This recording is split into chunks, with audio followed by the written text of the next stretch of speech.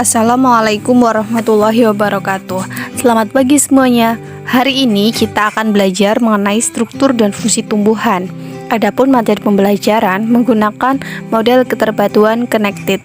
Topik yang dipelajari pada materi biologi meliputi struktur dan fungsi organ tumbuhan, struktur dan fungsi jaringan tumbuhan, meliputi jaringan meristem dan jaringan dewasa, struktur dan fungsi jaringan pada akar, batang, dan daun.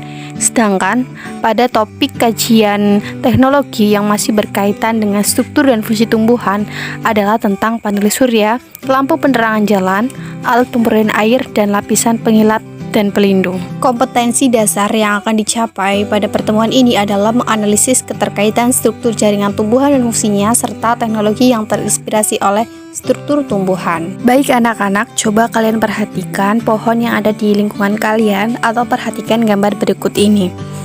Tumbuhan tersusun atas organ akar, batang, daun, bunga, dan buah. Organ yang pertama adalah akar. Akar adalah bagian tumbuhan yang berada di bawah permukaan tanah. Fungsinya untuk melekatkan pada tanah dan menyerap air mineral dari dalam tanah. Yang kedua ada batang, berbentuk bulat seperti silinder dan berfungsi menyokong bagian-bagian tumbuhan yang berada di atas tanah dan sebagai jalan pengangkutan. Yang ketiga ada daun. Daun merupakan organ tumbuhan yang menempel pada batang, berbentuk tipis, lebar, dan banyak mengandung klorofil. Fungsinya tentu untuk melakukan proses fotosintesis. Yang keempat ada bunga. Sebagai alat reproduksi generatif pada tumbuhan, umumnya bunga mempunyai warna yang menarik untuk menarik serangga atau hewan lain, membantu proses penyerbukan. Yang kelima ada buah. Bunga yang mengalami penyerbukan akan menjadi bakal buah. Bakal buah berubah menjadi bakal biji dan akan berkembang menjadi biji. Anak-anak, organ tumbuhan tersusun atas bagian yang disebut dengan jaringan. Jaringan sendiri adalah sekumpulan sel yang mempunyai struktur dan fungsi sama. Berdasarkan aktivitas pembelahan sel, jaringan dibagi menjadi dua, yaitu jaringan meristem yang sel-selnya aktif membelah, meliputi meristem primer, contohnya pada ujung batang, dan meristem sekunder, contohnya pada kambium pembuluh dan kambium gabus. Yang kedua ada jaringan dewasa, jaringan yang tidak aktif sel-selnya untuk membelah. Adapun macam-macam jaringan dewasa adalah jaringan pelindung, contohnya jaringan epidermis, jaringan dasar, misalnya jaringan parenkim, jaringan penyokong atau penguat, misalnya pada jaringan kolenkim, dan jaringan pengangkut yang meliputi xilem dan flum. Lalu kita akan membahas jaringan pada organ tumbuhan, yaitu akar, batang, dan daun. Yang pertama jaringan pada akar. Epidermis adalah bagian terluar akar, kemudian diteruskan ke korteks dan silinder pusat. Pada lapisan terdalam korteks, yaitu endodermis, terdapat daerah silinder pusat tersusun jaringan pengangkut dan jaringan pendukung lainnya, seperti periskel dan parenkim ampulor. Yang kedua, jaringan pada batang. Bagian terluarnya meliputi jaringan epidermis. Pada bagian yang lebih dalam ada korteks yang tersusun jaringan parenkim. Berkas pengangkut pada batang adalah kelanjutan berkas pengangkut pada akar. Antara xilem dan flum tumbuhan dikotil ada kambium vaskuler yang aktif membelah. Yang ketiga ada jaringan pada daun. Bagian terluarnya terdapat jaringan epidermis.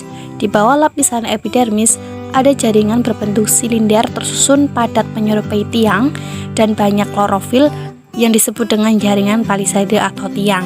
Jaringan palisade terdapat jaringan bunga karang yang disebut jaringan mesofil yang peranannya terjadi fotosintesis.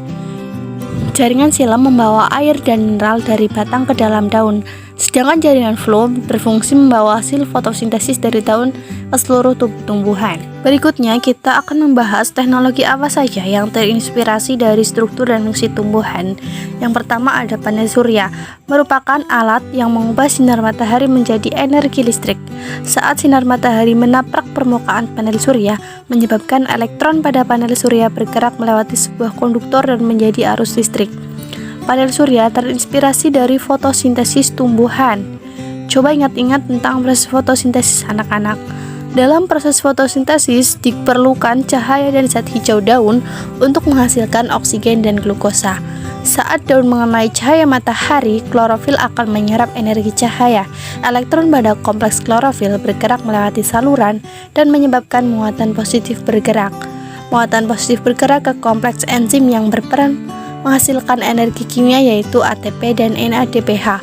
Energi ini dibutuhkan untuk mengubah CO2 menjadi glukosa.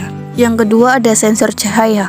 Lampu penerangan cahaya bisa menyala dan mati otomatis karena dilengkapi sensor cahaya yang disebut fotoresistor atau light dependent resistor LDR dan saklar pengatur on-off. Sama seperti tanaman kaktus yang memiliki stomata unik. Ketika siang hari, fotoreseptor pada tanaman kaktus menangkap cahaya sehingga air dalam sel penjaga dipompa keluar dengan bantuan ion-ion.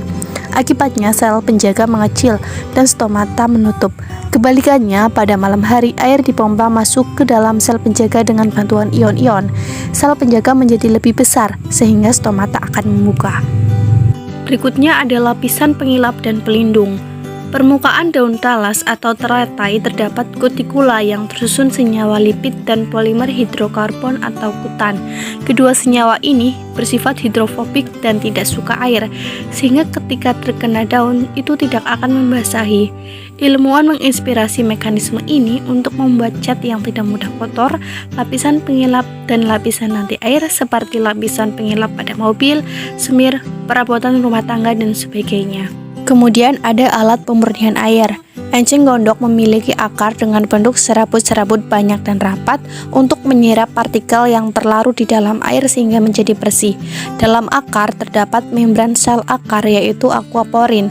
Aquaporin adalah saluran protein kanal yang hanya bisa dilewati oleh air sehingga partikel lain tidak bisa masuk melewati aquaporin. Ilmuwan terinspirasi untuk mengembangkan teknologi penyaringan air oleh mekanisme tersebut. Dengan teknologi ini, air hasil penyaringan bisa benar-benar bersih dan aman dikonsumsi. Demikian penguatan dari Ibu terkait materi struktur dan fungsi tumbuhan. Semoga materi ini dapat diterima oleh kalian. Jangan lupa untuk mengerjakan LKPD dan kuisnya dengan deadline 1 minggu. Terima kasih. Wassalamualaikum warahmatullahi wabarakatuh.